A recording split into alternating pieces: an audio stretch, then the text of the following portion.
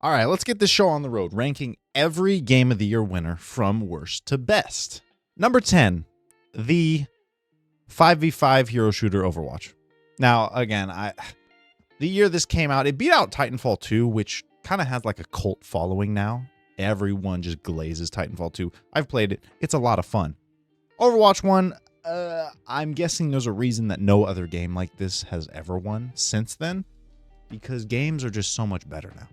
That was a pretty dry year. People talk about, 2024 was dry, 2021 was dry. 2016, Titanfall 2, Doom, Inside, and Uncharted 4. Like, those were the runners up. Those were the competition. So, yeah, it's not my favorite. I've played it a little bit. It gets old really quick. The sweats come out, and I'm just not a fan of a game where all you do is sweat. You want to play PvP? Awesome. Give me something else to do. Number 9. Dragon Age Inquisition. Dragon Age the Veilguard just came out. People are going crazy. I just beat it. I had 77 hours in. It was a delight. I categorized it as extremely casual, which people hate. They're like, I want stuff to carry over. It threw away everything I loved. Hey, if that's you, stuff happens. Things change. I'm sorry. I did not enjoy Inquisition. I'll go back and play it again because I'm pretty sure it's on Game Pass now. So I'll hop back in now that Veilguard's over, but it just was not fun at all. And what's even crazier, it beat out Shadow of Mordor, which was that Lord of the Rings game with the Nemesis system. I have no clue how Inquisition beat that. Shadow of Mordor was so good. Number 8, I know this is going to ruffle some feathers. Breath of the Wild. Listen, I know this is like the craziest, that and Tears of the Kingdom. These are the best Zelda games since Ocarina of Time or, Majora's Mask, Twilight Princess, whatever floats your boat. Weapon durability sucks. Stop giving weapon durability in games. It is not fun, okay? Stop doing it. There's no point. Let's get that out of the gaming space forever. Not to mention, this beat out Horizon Zero Dawn, which I know that's a kind of polarizing game. You either love it or hate it, but man, Horizon just can't catch a break. Forbidden West got beat out by Elden Ring. Zero Dawn got beat out by this. The fact that this is a Switch exclusive, that's kind of crazy. I could see, again, if it was like an Xbox or PS5 game or a PC exclusive, what have you, but a Switch exclusive? I know it's Zelda. It's a big deal. People love it. I'm not a fan. I've played it. It's not for me. Number 7. See, this one's tricky. I think I'm going to have to put Sekiro next. It was between Sekiro and Witcher, which we can just expose 6 for Witcher. I've played Sekiro. I've played Witcher multiple times. Like, I've tried to get into it. There's something off about the combat. I'm going to jump in again because I haven't played as much since it got its like 2.0 update or whatever. It's just, I don't know. There's something about it. It's not hitting like I feel like it should. And Sekiro, the gameplay is fun. It's a FromSoft, so it'll just beat you into the dirt, of course. Again, it's all right. It's okay. It beat out Control, which I think should have won. Control is such an incredible game. Like, Sekiro is good. I can acknowledge it's a good game, even if it's not my favorite. Control is incredible. What's not to love? You can move stuff with your mind. And then Witcher 3, again, it's the combat. I love the world. I love the Witcher series. The universe of The Witcher is super cool. The combat has not clicked for me. But I love everything else about it. Again, I'm going to try it again. I hop into Sekiro every once in a while just to, push a little further. I'm like, 10 hours in? Maybe not that long. 7 hours? I don't know. It's taken me a while to beat some of these bosses. Just a side note, Witcher 3 beat out Metal Gear Solid 5, A Phantom Pain, which that's another good game. Number 5, 2018's God of War. Now, I know recently the original creator of God of War came out and said he's not a fan of these new ones because they're quote-unquote too soft. Misery Loves Company. That just sounds like jealousy to me. The new God of Wars are so much better. They are so much better than the old ones. Like, it is not even close. They are so much better. It's not a competition. And it beat out Red Dead Redemption. Wait, Red Dead Redemption? No, that's Red Dead Redemption 2. Yeah. Okay. The site I was looking at said Red Dead Redemption. I'm like, no. It had to be Red Dead Redemption 2. People probably think that God of War stole it. Like Red Dead Redemption, it's got some of the most intricate, detailed world building in that game. Like they show the clip of the people building the railroad track, even when you're not there, when you're not doing anything. It's really cool. I mean, this, it's not even a reboot. It's like a revitalization of the series. Like, okay, we had the button mashing rage head that was the original God of Wars. Now let's get into something, you know, a little more relatable. Like a father trying to prepare his son for the world, making sure he doesn't have to go through what he went through, but also making sure he's capable. This game is just, oh, and it beat out 2018 Spider-Man. Talk about a stacked year. Like, my God. Monster Hunter World, Assassin's Creed Odyssey, which, not my cup of tea. Spider-Man, God of War, and Red Dead Redemption 2. That was a crazy year. And yes, God of War is at number 5. Number 4, we have Last of Us 2. I know this was another controversial one because it, you know, the whole world exploded. What? It beat out Ghost of Tsushima?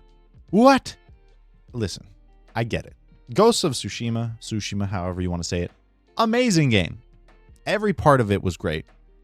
It lacked in the story compared to Last of Us 2. The Last of Us story, regardless of what you think about, oh my God, spoilers, I guess. They killed off Joel. Yeah. A game, a fictional piece of media made you care about a fictional character. They're both fake. They both don't exist. And it made you care so much about a character that you got upset and angry. It evoked those emotions out of you, even though none of it actually happens. That speaks to how great the game is. I remember playing it on stream, watching that scene, and it was like a gut punch.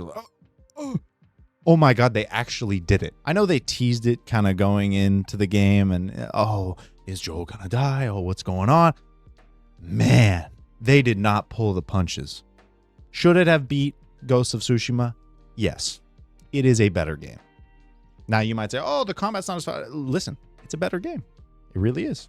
I love Ghost of Tsushima. It's great to slice and dice people.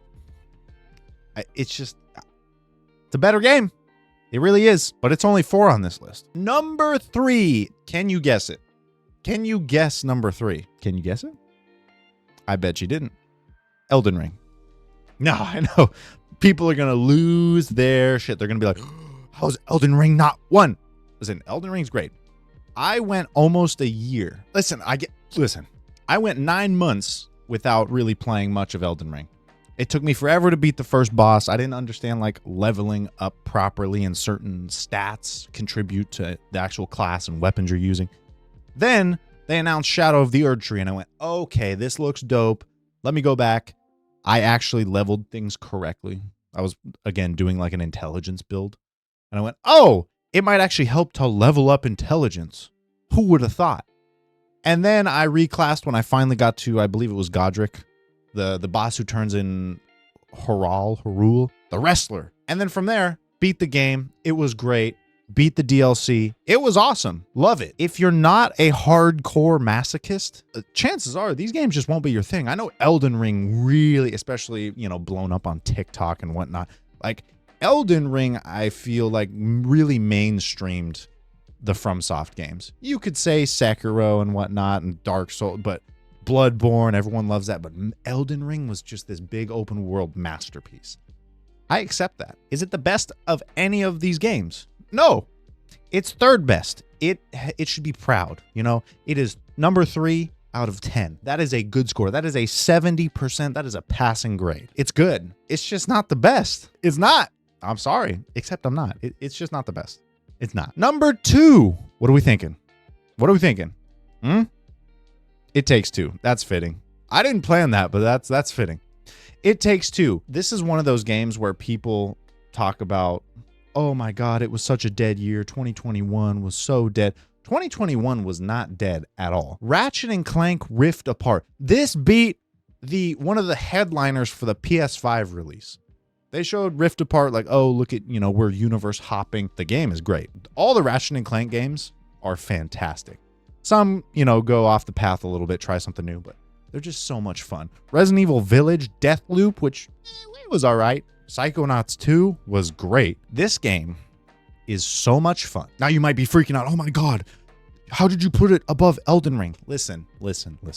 Again, if you're a masochist, you like Elden Ring. If you like that challenge and that pain, which I enjoyed, but you know what's even better than that? Time with the bros. So apparently, the last part of that recording got cut off and had no audio. I was jumping in and talking about It Takes Two. There's nothing better than playing with the bros. That's what makes, playing Call of Duty or Fall Guys or Rocket League or any of those other games that are extremely frustrating that much more fun. Because it's about the bros bonding. And It Takes Two, you can play it with a spouse, you can play it with your best friend, you can play it with your kid. The bonding makes it so much better. It's got the mini games, it's got the story that is super simple. Hey, let's, make our kid happy while inadvertently repairing our marriage. Like, it's so wholesome and it's so much fun and the art design is so great.